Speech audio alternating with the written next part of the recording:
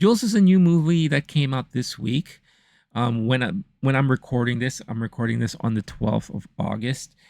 Um, and it's this small independent movie with Ben Kingsley. It takes place in a small Pennsylvania town, where you could tell it's one of those towns that really have a high senior citizen community. And the younger generation that is running the city, you could tell that they don't really give enough respect or pay much attention to the seniors living in the town. But the seniors are trying their best to be a part of the town and implement stuff that will make things easier for them and all that. But most of the time, they're not paid attention to, and they're very individualistic. Not a lot of the seniors hang out together. They kind of have their own thing and all that. Sir Ben Kingsley is dealing with early stages of Alzheimer's, from what it appears, so he's being very forgetful and all that. And then one day, a UFO crashes in his backyard, right? And it's kind of timely with all the UFO or UAP talk going on right now, and government hearings about aliens and foreign aircraft, and how that's such a huge topic right now. So it's very timely that a movie like this comes out, because the main part of this movie is not so much the alien that comes out of this ship, but it's the bond that this alien forces these characters to build together.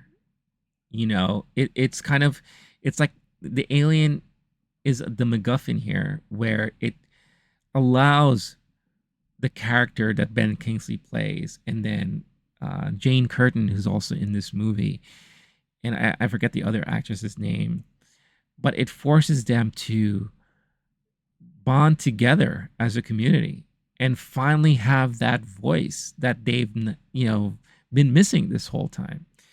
And it turned out to be this very sweet and emotional storyline, where this foreign being who's not part of this world, who doesn't have a lick of dialogue at all, forcing these people to communicate, not only communicate with it, but teach it how to be human, or how it is to be human, or what they like, at the same time making them realize who they are, who they love, what they care about, how they want to spend their life, and spread, compassion and empathy around in the town that they live in. All due to the thanks of this one particular alien that, again, no lick of dialogue, but the expression on the alien's face, the eyes.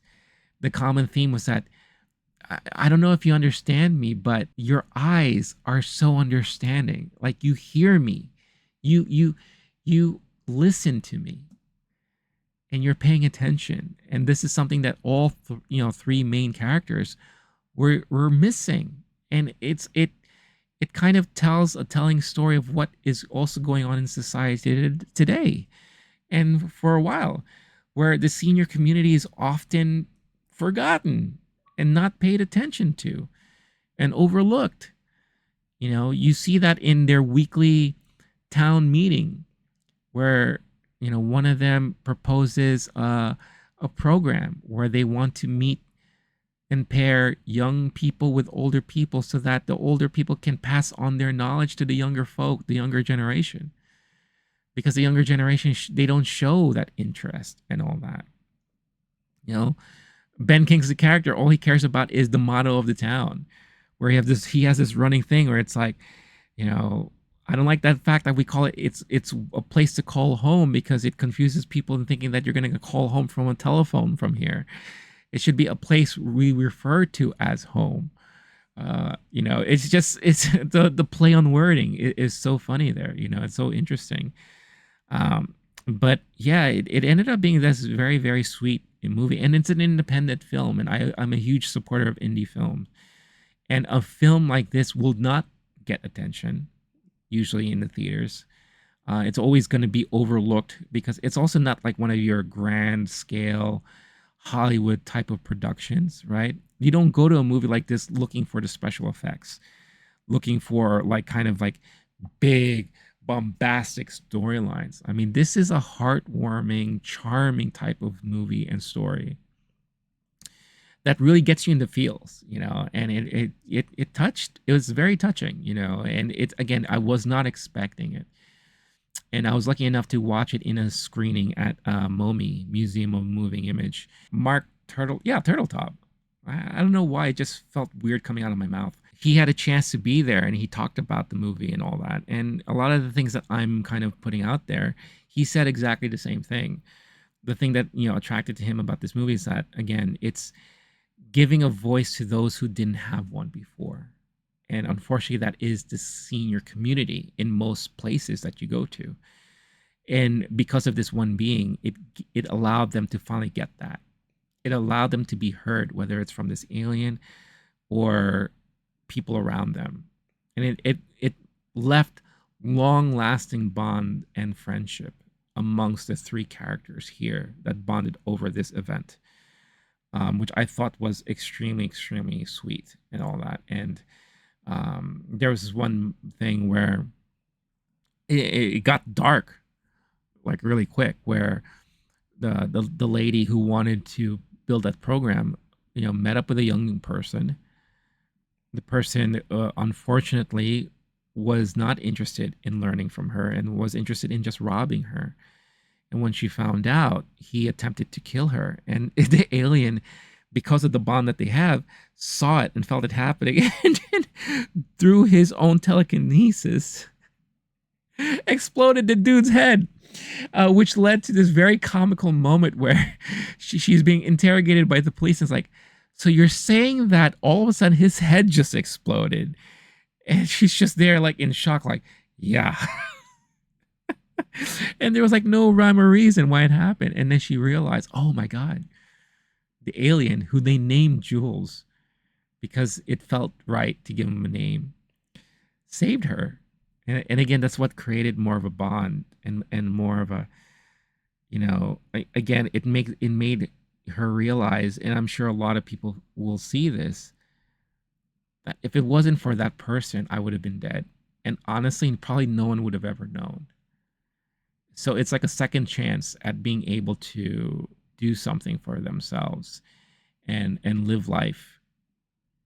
And it was that moment where she wanted to really help this alien accomplish what they wanted to accomplish, and that was to finally fix their ship and go back home. And you had a lot of moments where it felt like ET in a way. I don't know what the deal is with the cats. There's this weird thing about cats in the movie where the alien needed cats in order to formulate and create this special crystal that acted as fuel for his ship, which was so out of nowhere and so like far-fetched.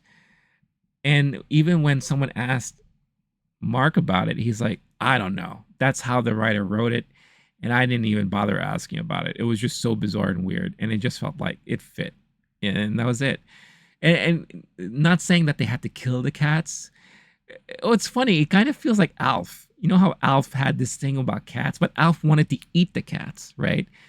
This alien didn't want to eat the cats, and he didn't want to kill the cats, but he somehow just needed cats for fuel. So what they did is that they would just go around looking for roadkill cats and put them together. And there was this one very unfortunate, sweet moment where Jane Curtin's character, her cat is pretty much suffering, blind, medical problems, all that stuff, basically on its way out. And she sacrifices the cat because it was the one last cat that the alien needed. And the alien, the cat wasn't dead yet, obviously. So the alien, through his telekinetic powers, allowed the cat to go peacefully.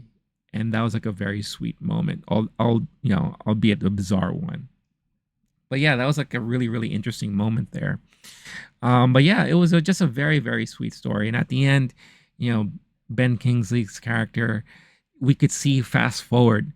He is now unfortunately in a nursing home because his condition is really bad now. but they're all still friends and they're all just hanging out, and they still talk about Jules and like, you think Jules remembers us? And they're like, of course he remembers us. Kind of like it's almost like it runs parallel to like, does Ben's character remember him because of his his condition?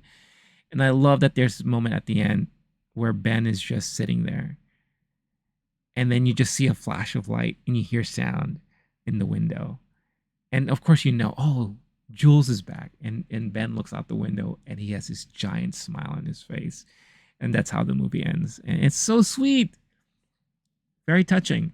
So yeah, I really, really dug this movie. Again, surprising. So I gave it 4 out of 5 stars on Letterboxd. Very, very surprised by it, and I'm sure many of you will not see this in theaters, but once it is available on streaming or what have you, I encourage you to check it out, because it is, these are the types of movies that need more attention. It's an indie film, but it's a film that has a great story and great writing and great acting, so as we're seeing, with all the strikes happening, the writers, the actors striking against these big studios who don't want to pay them any money, yet they're reaping all the benefits and all that. It's studios and independent films like this that need that attention. We should be giving this more money, because, it deserves it, because of the type of quality that we get, instead of like the type of quality that we would get in a given year from a lot of these studios, right? So that's Jules right there. I really, really loved it. Hey everyone, just a quick message here that this episode is brought to you by a new shop that I just launched. That's right, popculture.shop is a new merch shop where you can not only find Low-Key Geek and eventually MovieTime merchandise, but you will find merchandise dedicated to some of the biggest things in pop culture at the moment. Whether it's movies, TV, video games, memes, or anything of the like, you'll find some of the homages to some of the biggest things that are happening currently at the time. You also eventually will find some cool retro throwbacks in here and there. The shop just launched, so bear with me. I'm filling in the inventory, but you'll find new stuff dropping every week. But to help celebrate the launch of this brand new merch shop, I'm giving all of you, the listeners, subscribers here at the Low-Key Geek channel, a nice little discount to check it out. So if you use the code LOWKEYGEEK at checkout, you'll get yourself a nice little 15% discount. So definitely check it out. This is another great way to help support the channel and show your love and support for everything that we do here. But it's also a brand new venture of my own, just going out into the retail market. So any support that you could throw our way would be greatly appreciated. So once again, that is Pop Couture, popculture.shop, popculture.shop, a shop for geeks who are chic. For full audio episodes of the MovieTime podcast, make sure to follow and subscribe to the Low-Key Geek channel on your favorite podcast platform. New episodes are uploaded every week.